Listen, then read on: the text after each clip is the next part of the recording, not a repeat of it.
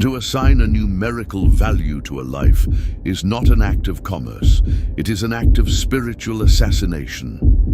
Deep within the suffocating belly of the rogue trader's flagship, drifting blindly through the dead silence of the halo stars, the iron laws of the Imperium have completely dissolved.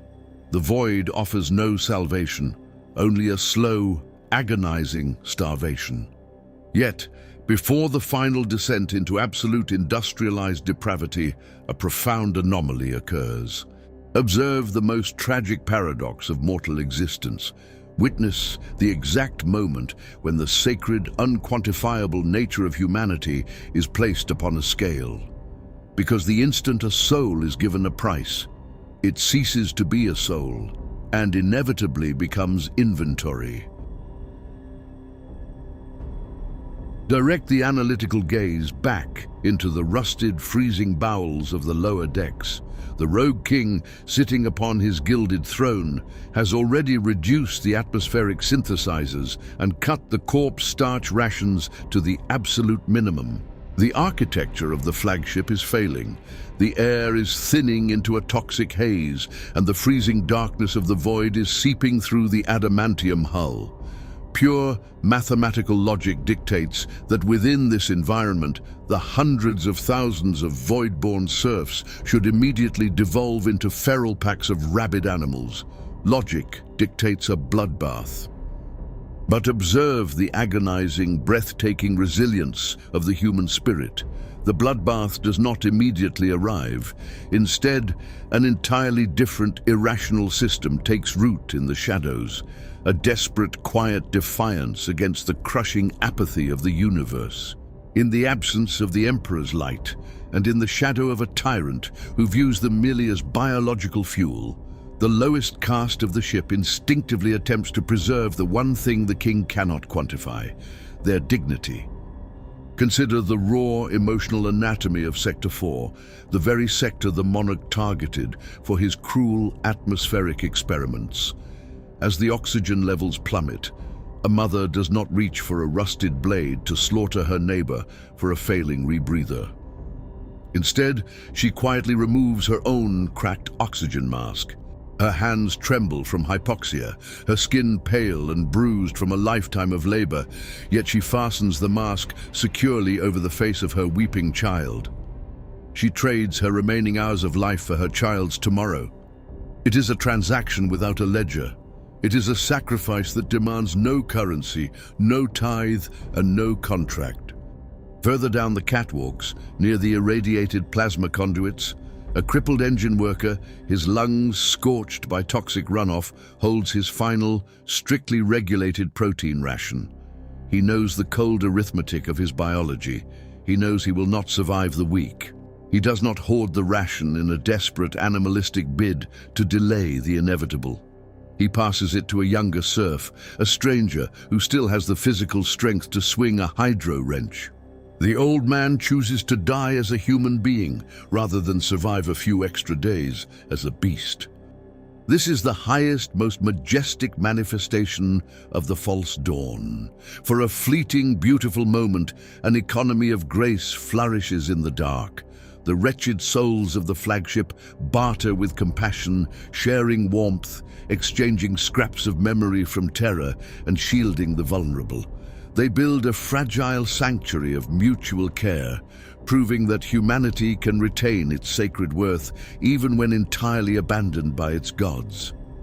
Yet the clinical observer must recognize the devastating reality hovering above this sanctuary. Grace is a beautiful philosophy, but grace cannot synthesize breathable oxygen. Love cannot purify irradiated water. The absolute tragedy of this defiance is not that it is flawed, but that it is fundamentally unsustainable against the unforgiving mechanics of reality. The void does not care for dignity. The void only waits for the hunger to finally outgrow the heart. Observe the inevitable erosion of the sovereign myth. While the initial economy of grace provided a momentary faja palsu of human nobility, the relentless physics of the halo stars continue to exert a crushing atmospheric pressure. In a closed system where resources are strictly finite and the master of the vessel is an unfeeling architect of scarcity, self-preservation must eventually supersede sentiment. The transition from sacrifice to transaction is not a sudden collapse, but a slow, agonizing slide into the mechanical. As the cold reaches the marrow of their bones and the oxygen recyclers emit the rhythmic, metallic cough of a dying machine, the void-born serfs begin to look at their few remaining possessions with a different, more desperate clarity. They no longer see heirlooms, they see currency. In the lightless corners of the lower decks, a new, informal market emerges, not of coin or credits, but of relics. Consider the trade of a rusted locket containing a faded, blurred pick capture of a wife or a child left behind on Terra 10 millennia ago.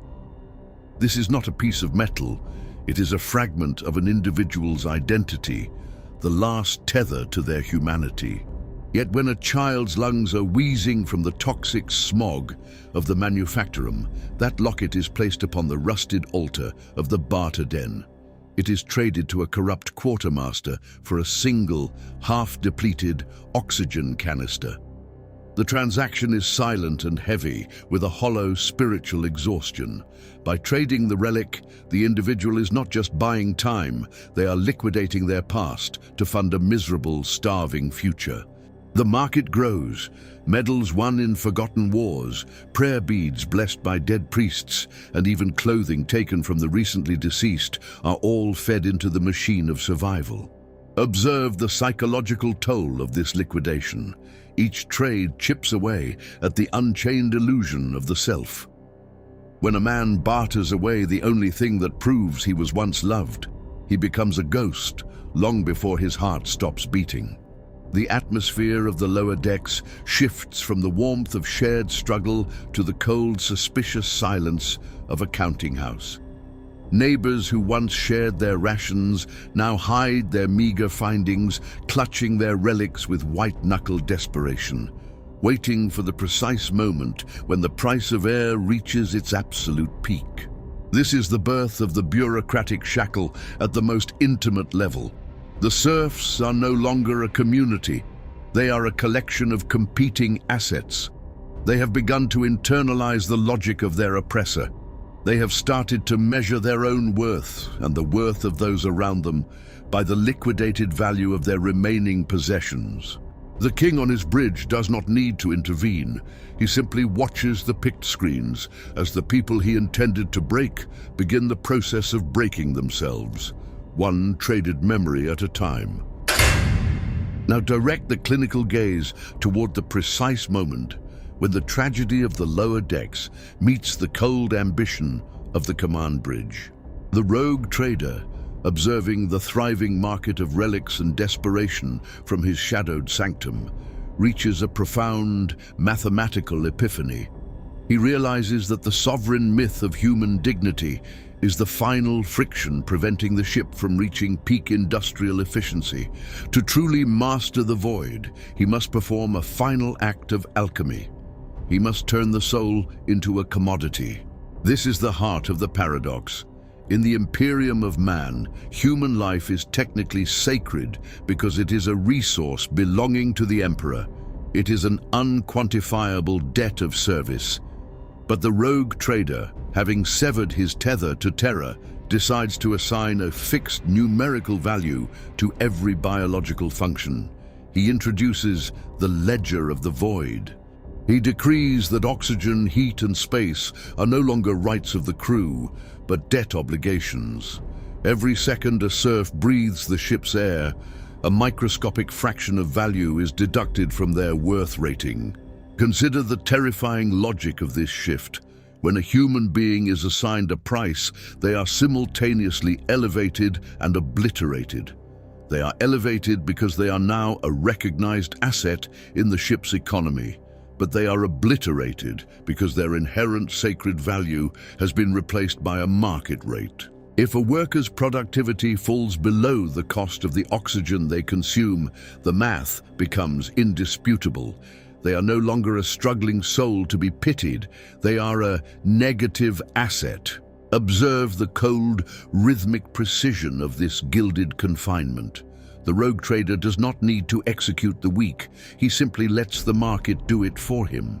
He watches as the high-value workers, those with the strength to haul the macro shells or the technical skill to patch the plasma leaks, are granted extra rations and cleaner air. They are the premium stock. Meanwhile, the elderly, the sick and the traumatized are slowly priced out of existence. Their oxygen is throttled. Their heat is diverted to the high-yield sectors. They are not victims of a tyrant. They are victims of an audit. This is the ultimate strike against the human condition. When a man looks at his neighbor and sees not a brother, but a competitor for life-sustaining resources whose worth rating is slightly higher than his own, the soul is effectively murdered. The fiction of liberty that the king once sought on Terra has been replaced by a reality where everything, including the right to exist, is a transaction. The rogue trader has not just conquered his crew, he has commodified their very essence. He sits upon his throne, watching the data slates scroll with the names of thousands who have been liquidated to ensure the ship's continued operation. He feels no malice, only a profound intellectual satisfaction. He has successfully transformed the meaningless silence of the Halo stars into a productive, high-yield enterprise. He has found the market price for the human soul, and he has discovered that it is remarkably, horrifyingly low. Observe the terrifying efficiency of a closed-loop economy driven entirely by desperation. The Ledger of the Void, instituted by the rogue trader from the pristine isolation of his command throne, demands a constant mathematical balance. Initially, the lower decks paid their oxygen and heat debts with labor and liquidated memories. But heirlooms are a finite resource, and a starving human body can only generate a limited amount of kinetic energy before it collapses. When the trinkets of Terra are gone and the muscles atrophy beneath the crushing weight of the macro shells, the ledger still demands its daily tithe. Consider the grim evolution of the Medicae bays. Once intended as sanctuaries of healing, these rusted, echoing chambers undergo a violent repurposing under the new economic paradigm. They are transformed into extraction centers. The king's sanctioned chirurgeons, operating under strict quotas rather than the Hippocratic oath, introduce a new, horrifying method of payment. If a serf cannot pay their atmospheric debt through labor, they may balance their account through biological donation. The human body, stripped of its sovereign myth, is broken down into its base, measurable components: blood, marrow, and synthetic compatible organ tissue. Witness the quiet, orderly queues forming outside these extraction centers. There is no rioting, there is no desperate rebellion against the armed enforcers guarding the doors. The bureaucratic shackle has been fastened so perfectly that the serfs queue voluntarily. A father, his worth rating critically low due to radiation sickness, rolls up his grimy sleeve to surrender 2 pints of blood. He does not do this to save a dying patient. He does it so the cogitator banks will allocate 3 additional days of breathable air to his daughter's hab block. He trades his physical essence to the ship's nutrient vats, literally feeding the machine that is slowly killing him. This is the absolute normalization of horror. The agonizing screams of the extraction process are drowned out by the mechanical ticking of the legislates, updating the asset ratings of the donors. The king has effectively weaponized the remnants of their love. By putting a price on survival, he forces them to cannibalize themselves to protect their kin. The invisible panopticon achieves its ultimate form. The prisoners are not merely policing themselves, they are actively harvesting themselves to ensure the prison continues to operate at peak capacity. The command bridge monitors this biological harvest with sterile satisfaction. The liquid assets are processed, synthesized, and fed back into the high-tier officer corps and the king's personal guard. The elite thrive on the literal lifeblood of the desperate. not as an act of vampiric malice, but as a sanctioned, heavily audited financial transaction. The human soul has been entirely evicted, leaving behind only a fleshy vessel to be drained until the ledger registers a zero balance.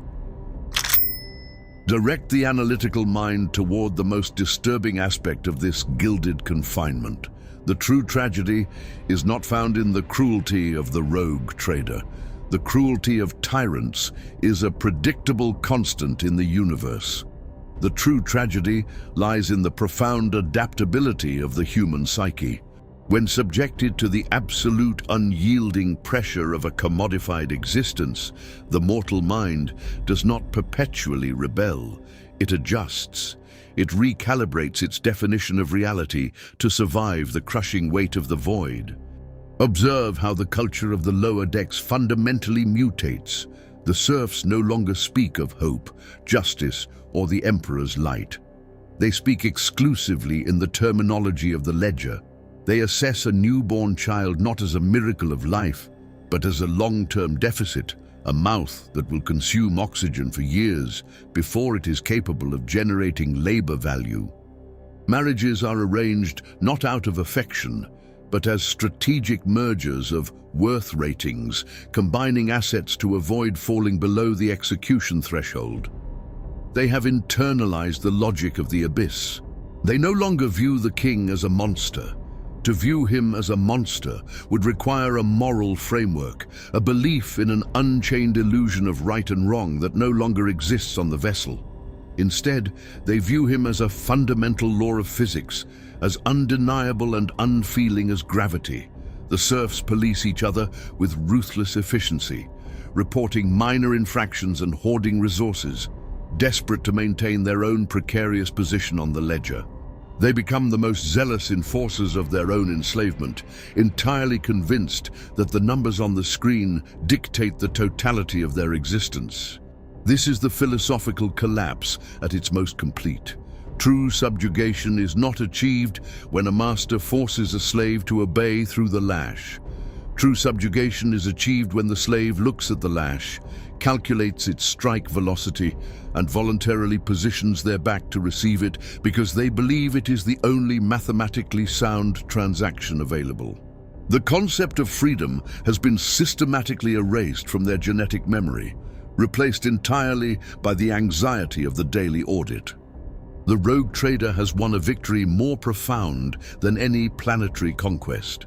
He has stripped away the divine architecture of humanity and replaced it with a spreadsheet. The void has not only consumed their bodies, it has convinced them that they never had a soul to begin with. Observe the absolute, terrifying silence of a perfectly conquered ecosystem. There are no more riots in the lower decks. There are no impassioned speeches of rebellion, nor are there desperate prayers whispered to a silent emperor. The flagship of the rogue trader has achieved a state of horrific equilibrium.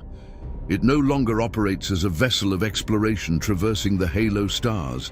It functions solely as a colossal, self-sustaining abattoir.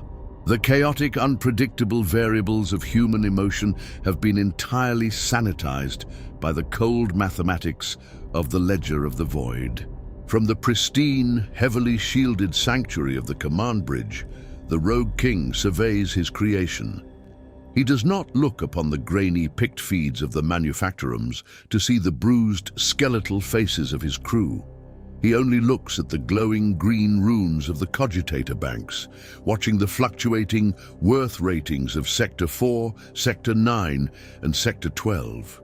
He breathes air that is chemically purified and scented with synthesized oils, air that was paid for by the extracted marrow and liquidated memories of 1,000 nameless serfs. The transaction is flawless. He has converted human suffering into a highly efficient life support system.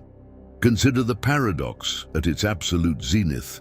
By assigning a meticulous, numerical value to every breath, every drop of blood, and every labor hour, the king believed he was maximizing the worth of his crew. He believed he was optimizing the gilded confinement. Yet in doing so, he completely eradicated their actual value. When a soul is quantified, it immediately ceases to be sacred. The serfs are no longer human beings capable of unpredictable greatness or profound tragedy. They are merely biological batteries, functioning predictably within their designated operational parameters until their charge is depleted and they are discarded. The king sits upon his throne, draped in the sovereign myth of his own untouchable authority. He views himself as the master of the void, a god of logistics who defeated the Great Silence by organizing it into a spreadsheet. But the analytical eye perceives a much darker truth. The architect of the prison has become entirely dependent upon the prison's mechanisms. He cannot stop the harvest, for if the extraction centers cease to bleed the lower decks, the plasma reactors will stall, and the king will freeze in the dark alongside his inventory. He has built a flawless, perpetual motion machine fueled by misery, and he is permanently bolted to its controls. The bureaucratic shackle is now absolute. It requires no physical chains, no armed enforcers, and no archaic doctrines to enforce compliance. The crushing weight of the economy does all the policing. The people of the lower decks wake up every cycle, calculate their atmospheric debt, and march willingly to their designated stations to bleed for the ledger. The transformation is complete. The human beings who boarded this vessel at Terra have officially gone extinct, replaced entirely by a currency of flesh circulating through the rusted veins of a dead ship. To survive the abyss, humanity surrendered the very essence that made survival worthwhile. The paradox of the transaction is flawlessly executed. By pricing the soul, they ensured its total annihilation. The rogue trader reigns supreme, not as a conqueror of the stars, but as the wealthiest accountant in a graveyard. If your mind has not yet been quantified, and if you wish to comprehend the deeper mechanics of this descent, solidify your anchor in the void. Subscribe to the archives, and leave your philosophical trace in the comments to prove your worth rating is still measured by intellect, not just bone and blood. The king has established a perfect, inescapable economy of despair. His subjects are utterly broken, obedient, and completely compliant to the ledger. But consider the ultimate paralyzing terror of a perfectly calculated prison. If the monarch were to suddenly shatter the physical locks, if he were to swing the heavy blast doors wide open and offer them the endless expanse of the void, why would absolutely no one attempt to run?